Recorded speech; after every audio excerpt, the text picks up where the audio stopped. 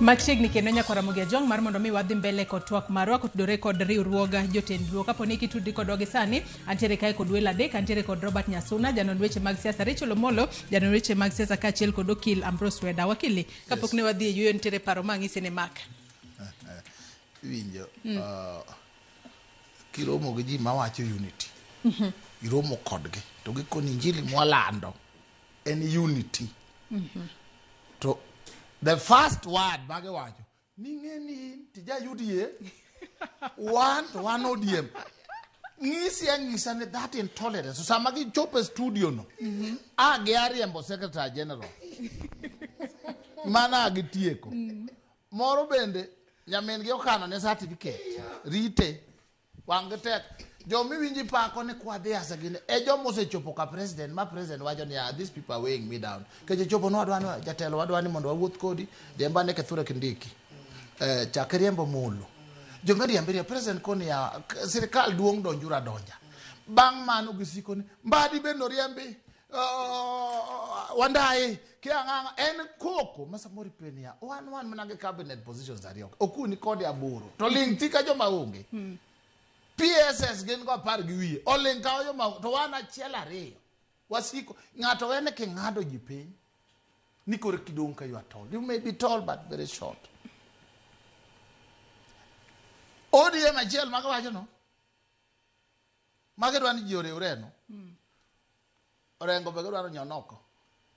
babo weno nyonoko joma nyonoko mondi samo nego be nwa wacho ne to Kalenjin wabro sero nade 2032 ukuyugi gisebede telo 4 times wade soho ginade wabe wabari e bathe kisijo randwaka mano e mawe ni wacho to gen gibioni koro wa support oburu mtegno oburu en wuonwa jawade matin mamana I love him and I respect him but strategy jima 2032 onge kati chom na tiende gi chum chopu kama iko na jaduong jo Kikuyu se pango jo matindo Kalenjin se pango jo matindo idwaro jo matindo to kod joma ni gutungulube. These are realities you have to accept and then be ready.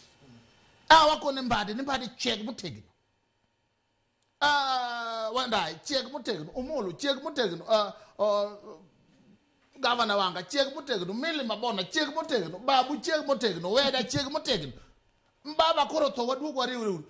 kami winjo gi konu ni ho ngane to ko unjo UDA unu de loso ke angoa un ke sirkal kocha ke nganga that intolerance awacho negate this time round nyaka wa level the field fast leaders shall rise samana jere bogoto kikiwe no we ne Raila ngama ne ber maneni mbele ni lungo orengo kino ne joero kabisa kae tilugo professor Nyang'nyongo iwacho ni wiye tiuka computer joma ne oero mane neno mbele kan ema ne support baba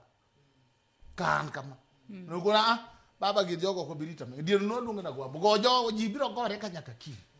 and a leader emerges maru mudwaro no be through leader a leader will emerge onyalo bedo rengo onyalo bedo Weda onyalo bedo Babu onyalo bedo Molo onyalo bedo Mbade a leader will emerge to maru mudolo mundine ka tutwanu tweji ka tuloro ne ji certificate ka to Nyasuna nyamin gimiye to in bendigero no gibiro ko ni we want to do women this time ka baba onge ketawo mana ketakanyagana Wang'ni jopiny nyaka cham sao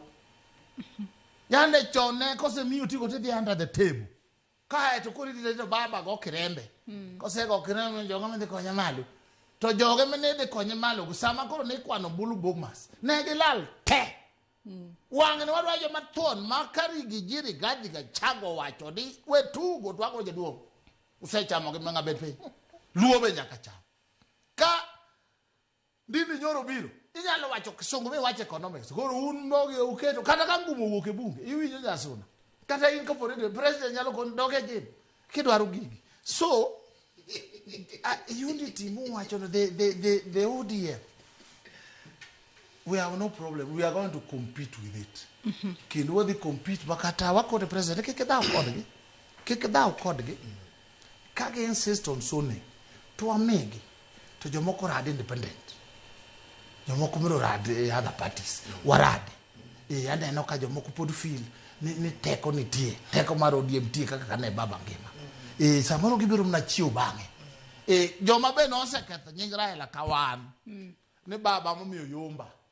baba momaya. It is time to prove ni either you have the people or you are just lying. Imadom na China Nairobi tidi amboda. This time unity muwacho no mana ka you are open. To makuru uriem babu uriem nga riembo moro to wakili ya watu kanyo ni sa makoro wantiere saneni ya winjo beni itiyo kod dhomano winjo beni wale